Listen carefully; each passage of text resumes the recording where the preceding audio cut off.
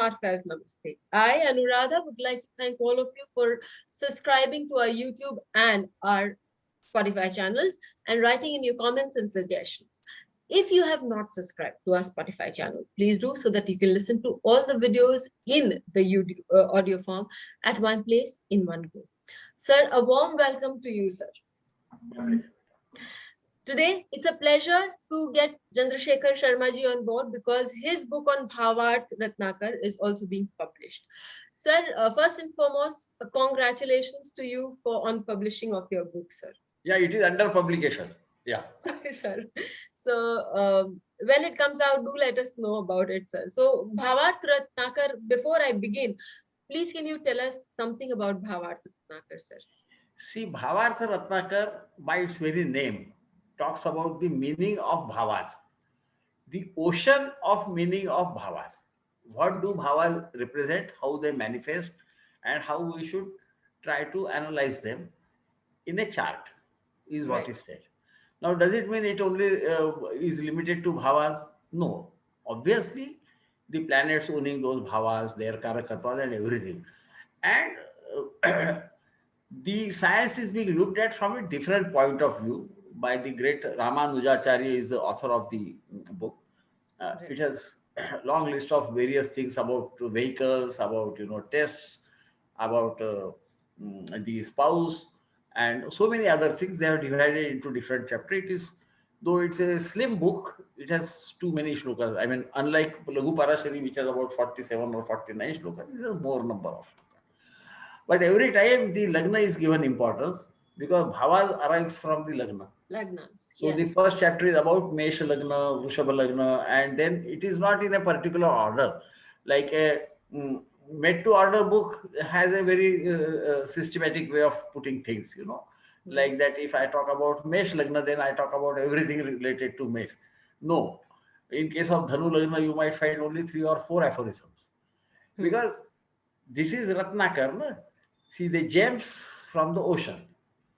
This Ratnakar refers to the fact of Lord, the gods and the demons, so-called. I would not call them demons, but their counterparts, let us put it that way. That is better. Churning the ocean and bringing out the 14 Navratnas. Yes, yes. Great jewels, they call them. So he is saying, I am churning all this and bringing up that which is relevant. Right. And this might sometimes appear to be absolutely different from what is the, what we can see, what is seen in the traditional astrology. It is not so. Even the traditional astrology talks about the same thing, but in a different format. So we fail to understand the connection. Things literally, like what we call is that Karako Bhavanasha. We apply it as a standard rule. And then get confused when Saturn, the Karaka for Ayusthana, occupying Ayusha, that is the 8th house, gives long life. Right. Because we don't understand that there are exceptions, and those exceptions have more to do with the Karakatwas of the planets, their placement, how they act, and that is the beauty of this book. It is a slim book, but it has more shlokas than the Laghu Parashari. Because Laghu Parashari concentrates on the results of the dashas. Right. Here it is a combination of things. Whichever he thought is valuable for us to understand has been beautifully done up, and I thought it is good to not only comment on it, I mean not only translate it, the translations are available. The great Raman Sahab has already translated it in English. There must be some in Hindi also. But I thought that it is my, let us say, duty, or the way I think, to explain why he is saying something. Right. Which at first sight appears to be odd, but when you apply it, you find out, yes, this actually does happen. So that is how I look at it. And so for many years, many people were after me to write a commentary on it. Finally, I could complete it. And after the proofreading and everything, now it is with the publisher. He is going ahead with the nitty-gritty of the things. It will also be perhaps come in on Kindle. One of my students, Jane from US, does that part of it. It's because I only write and forget about it. so, so, so here we are trying to bring one of the shlokas, the aphorism from the Book. uh, what we can say, the From great the treatise or, right. or, or the gem amongst astrological texts. It is a small text. Here there are two or three things which we can understand. This is about a person having two, obviously, or more marriages. And the shloka is very easy to understand, nothing difficult, but the principle that is being given needs to be thought about. And so what is said is Kutumba Dara Randreshu. Kutumba means second house, the house of family as we call it. Dara is the seventh house. Randreshu. Randra is the eighth house. Chaturthe Vebhe Pivan. Fourth house and the 12th house. Hmm. In these places, Sita Kujascha Shukrascha Balahino Dvidaradaha, which means Sita is also one of the names of Venus. But since here Shukra is mentioned separately, this Sita is the white one, which is Hmm. moonlight, which means moon. Hmm. Kujascha, Kuja means Mars, and Hmm. Shukra is Venus. If they are weak and placed, see here the conventional logic of saying that if Mars is there, then this is going to happen, and then the marriage will break and all that. He is moving away from it. And then he's saying not only the marriage might not survive or the partner might die, this person will marry again. So, so, so he is telling that more than one factor is needed for something dire to happen or something different to happen, which we must understand. Otherwise, we talk about Mars in Lagna and the marriage has to break or somebody has to die. Hmm. He is trying to take us to a different level, and that is what I think. Why I think that this is a very important, mm, text which people should not only read, try to understand what is not written in it. The reading between the lines because it throws many things. Right. Again, we have to understand that in Sanskrit, the cha means actually and, but sometimes for reason of keeping the meter of the thing, because the shlokas are written in particular form, you can't Yes, sir. 8, 8, so, 5, 8, 11. so Yes. sometimes the cha is used just as a filler also. Right. So that's why I have translated it to mean that if Moon, Mars, or Venus are weak and are placed in second, seventh, eighth, fourth, or the 12th bhava, then Hmm. the Jataka marries twice. This is the literal translation. In my commentary, I have said it is not only or, it will be all three, is also a possibility. Right. And I think that is much more accurate if I would Right. say so. But individually also they can do it, and the reason I have tried to find out. Now, nowadays it is better to give an example chart, as Anuradha tells me. So I am giving now what is special about it. See, generally when we talk about Kuja dosha, the problem caused by Mars's placement in certain areas, especially in the northern part of India, we don't consider second bhava to be that bhava. One, we always think that if the planets are powerful, then they can harm much more.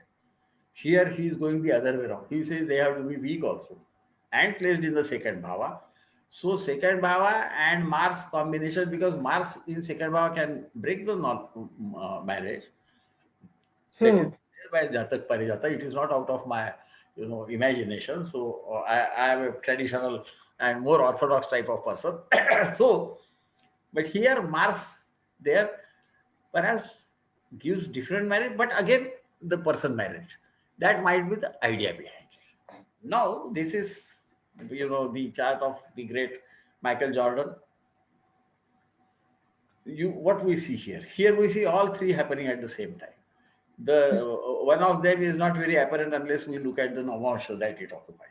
So Moon is in debility, Right. also afflicted by Rahu, so he is weak. He is Right. placed in Mars. Moon himself is in debility, placed in Hmm. the sixth. Hmm. Venus is placed in the seventh bhava.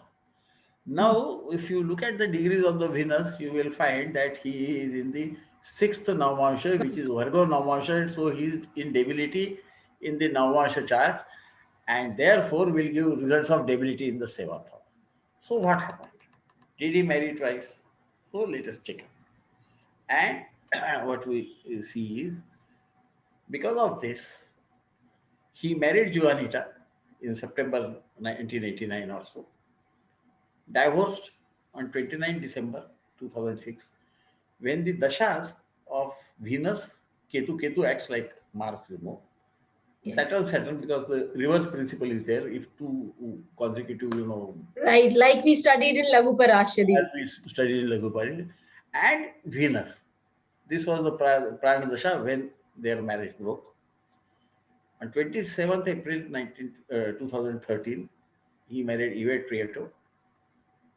When Moon, Mars, Jupiter, and Shani Prana Dasha were running. So the entire concept is clear. Remember that Jupiter happens to be the Lord of the seventh. Yes. So he has authority of giving marriage to the great. The person concerned. So this is an interesting subject. This is more so because this is talking about weak planets. Now, why these planets are chosen is something to be understood. Moon represents lust. People don't understand. They only look at it as mother or watery planet and a soft planet, but it is also called lusty. Yes, sir. Go to his. Yes, sir. With the stories, yes, from the Puranas, yes. The Puranas, and even otherwise, he is called lusty in the standard text. People try to, skip over it. Right. Venus represents semen. Right. Mars represents the vigor. Yes. Because you see, he's commander-in-chief, and commander-in-chiefs and army and sex is not unknown to people. Right. And he has the ability to damage something. If he's at some place, he's placed in the second bhava of Kutumba, the family. So after marriage, a family does break. Right. But this is the beauty of this shloka, that all of them are weak. We think that powerful malefics will damage powerfully. Here, it is the other way around. And this is the beauty of Bhavarath Ratnakar. Nobody thinks about it. That Venus plays, why should the marriage break? No, he can break if he is weak. He is Karaka for marriage. Rather spouse. More so the spouse. He represents semen, whereas Mars represents the ova. So we have to understand what is happening here. So the male and female both are afflicted. Yes. And marriage is generally between people of different sexes. And even if they are within the same sex, they would have different way of thinking. In modern times, we must talk about it. We should not shy away from what is happening in the world. And Moon is there. Moon is the mind. Yes. Now, this weak mind might not allow the marriage to sustain. This idea behind it is how I look at it, and that is what I tried to explain. Thank you so much, sir. It's a very beautiful thing. And here, sir has shown us categorically that, as he said, that we always think that a malefic, which is very strong, is the one that can give you, cause harm to you. But it's not the case, as always. The thing is, a malefic is a malefic. Even if it is weak, it does have a tendency, it does have the ability to cause harm. In this case, we saw how Venus, Mars and Moon combination in debility. Moon is definitely benefic, and so is Venus. But Venus, because by virtue of debility in the seventh house, gives away the marriage. So Bhavarath Ratnakar is a book. And not only gives away the marriage, makes him marry again. Yeah. Because of the benefits, the marriage will again take place. Yes. So beautifully, Bhavarath Ratnakar is the book that you need to look out for. Thank you so much, sir, for giving such a wonderful explanation. Please hit the bell icon for fresh updates. Don't forget to like, share, and comment on the videos, and please subscribe to our channel.